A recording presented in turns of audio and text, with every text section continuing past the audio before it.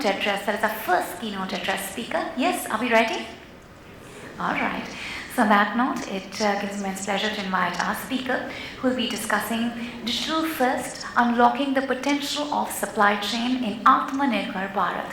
Please help me in welcoming our first keynote address speaker, D1, Mr. Sujit Sahu, Head, India Application Strategy, Oracle India.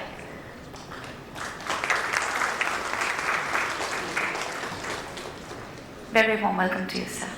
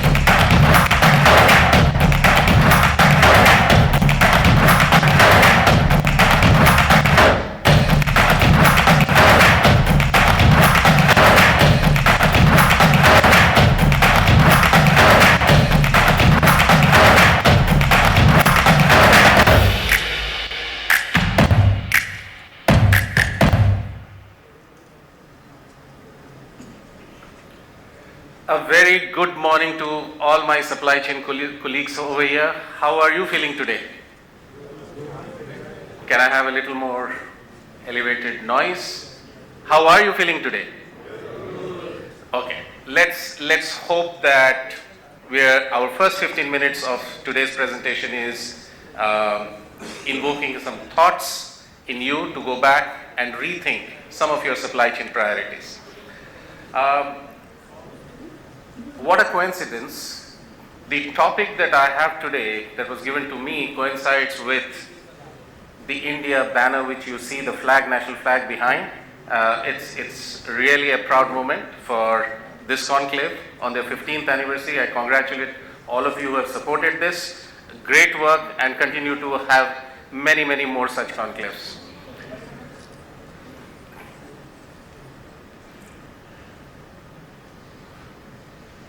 I'm not a spokesperson for Government of India, but there is a reason why I want to highlight what India as a nation, India's digital strategy has done to its economy, and what can supply chain professionals like you learn from it. If you look at the journey that Government of India has done in the digitization, it's been a fantastic journey, right? It started with digitization of land records, e-governance, and today we are talking about UIDI, Aadhaar, DigiLockers, and whatnot. So what's the next that all of us can expect from this journey? And why is digital key to India's economic growth? And supply chain will be forming a very crucial part of that growth story. Right? But what is most interesting is what sets India's digital initiative apart from any other digital initiative that you may have heard, seen, or experienced personally in your professional capacity. Right? India's digital journey is about scale. We have more than, during COVID, using the COVID applications, we delivered more than 203 crores of vaccination, right? We do 137.7 crore Aadhaars generated using UIDI. We have launched 315 schemes across 53 different ministries with rupees 24.3 lakh crore being disbursed directly to the recipients, right? This is an example of scale which is unmatched, right?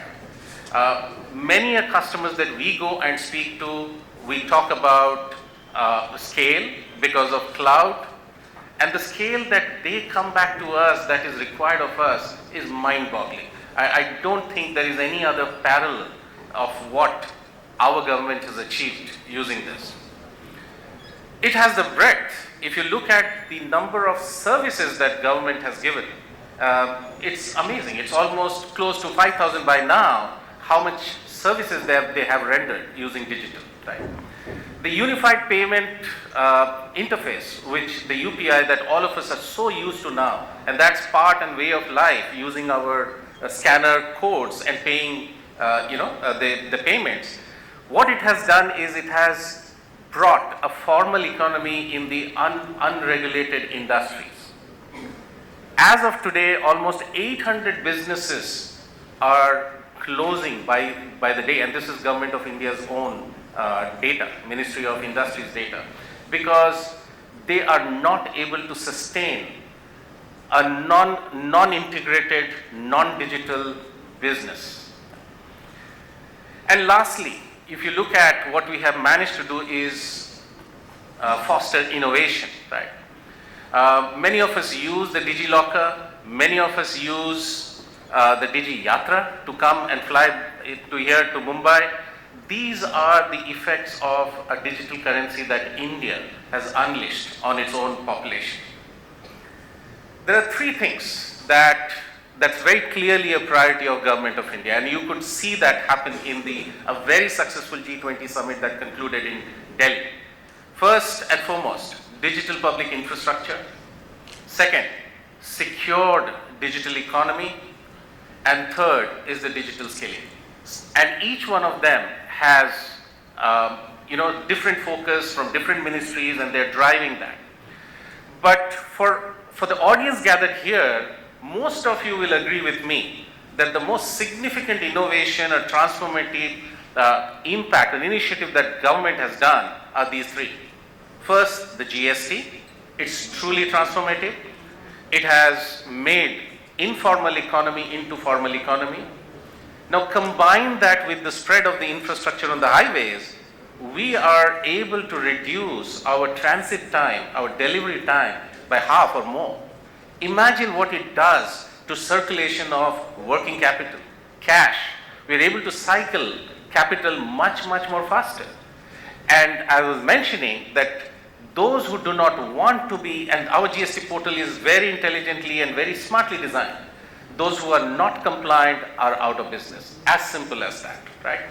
And now with the focus on the multimodal hubs, it is only going to accelerate the impact on our ability to grow our economy leaps and bounds. But our challenges and opportunities have just begun. And the reason why I highlight what government is doing is because there are so many lessons for us as supply chain professionals to learn. Today, nobody in this audience questions the need and what impact cloud has done to their businesses. It has created a level playing field.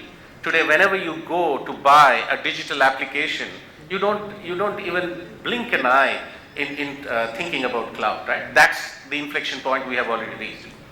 But just doing cloud, just putting application, just looking at digital for the sake of being digital doesn't help. There are three specific principles which I'm going to share with you, which I believe truly unleashes the value of supply chain. First, digital twins. Most of you would be familiar with that terminology. Second, the whole concept of network effect. How does data help business using the network effect? And the third, which is very hyped nowadays, is the artificial intelligence and the machine learning. Looking at digital twins, right? Not all data are born equal. So you have to be very careful what data creates value, and you need to digitize the physical world into a digital world. Because that gives you the ability to understand what's happening in the physical world in a digital form, right? Now, I'm sure there are many participants over here and the booths outside who actually cater to some of these capabilities that I'm showing over here. But converting the physical into digital is imperative if we have to cash in the efficiency. Only when you are able to convert the digital into physical, you are able to detect what's happening in the physical world in a digital form. You are able to analyze them, and then you are able to act. And that's where a lot of people would be looking at transformative information being fed into their decision-making process. Second one is the network effect. Imagine if all the warehouses in the country were to be integrated on one platform. What value it will bring. Imagine all logistics providers are able to connect with each other. The challenge with network effect is that we don't have standards. We don't have standards for tools in this country. We don't have standards for exchange of information. As a group, as an industry professionals, it's high time that we argue for standardization of exchange of information, right? It can solve plenty of our problems, especially less than truckload transportation, not good in India, right? Your cold chains, not great in this country. So while the physical infrastructure is available, the digital infrastructure needs to marry that physical world to be able to render services to the consumer of those. With network comes the concept of secure network, right? Which is where many of you would be doing blockchains, many of you want traceability, many of you would talk about control towers, but remember the sequence. If you don't digitize the physical world, then there is no control tower, right? We are not talking about clicks on a website or on internet. This is what a supply chain is driven by, which is the physical infrastructure and the digital infrastructure. Right?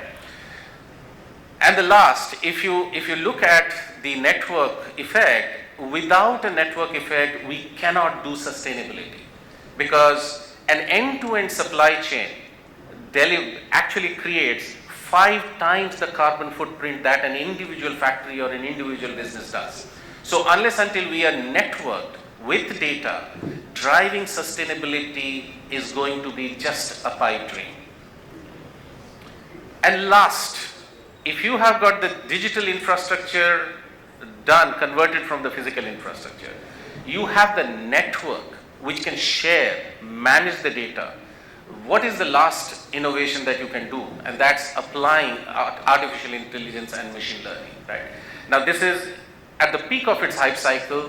So all of you would have heard about ChatGPT, the regenerative AI, but I think the best use, we have to be very smart in where we want to use these AI. Those who have run manufacturing factories, they would know a lot of things could be automated in terms of the physical and the digital, and then applying an AI on top of it. For those who are pure supply chain planners, our entire supply chain planning is dependent on unit shipped, units order placed. It's high time that we use artificial intelligence to do outside in view around planning, right? Which is, humans are probably not best equipped to do that, but machines are, right? So data as a currency, you have to leverage when you want to drive these efficiencies and the future innovations. But the 3 principles that I spoke about, first, you have to convert the physical world into a digital world. Second, use the digital world to create the network effect. And third and the last, apply data science, artificial intelligence, all of that to generate value which goes far, far beyond what individually as businesses you would have been able to do. So with that, and if I were to raise the corollary of UPI, Aadhaar, that's exactly what they did. They digitized the physical information, they created a platform which creates a network effect, and then there is trillions of data points that the government can use, other network partners can use to deliver value to their customers and clients, right? So so I'm encouraging the colleagues over here to think and rethink their digital strategy. Look at some of these principles which actually deliver value, and hopefully one of you or 2 of you would be coming and talking about these digitization effort of yours and what benefit that they have given to you. Thank you very much for your patience. I hope it was useful.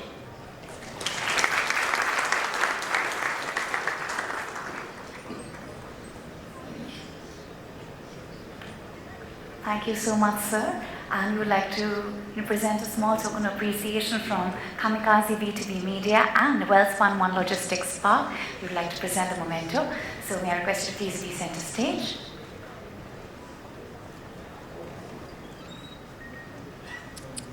तिकडे सेंटरला